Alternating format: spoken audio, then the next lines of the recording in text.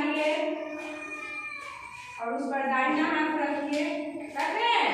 आँख बंद कीजिए। जैसे जैसे हम करेंगे वैसे वैसे कीजिएगा।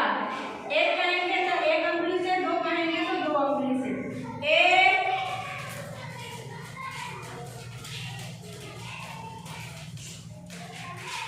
दो, तीन, चार,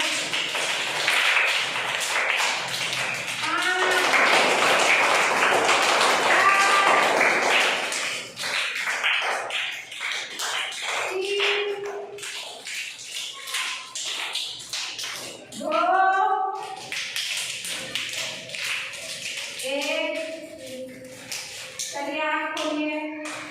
आपको तो बहुत अच्छा आँख बंद करके भी खेलने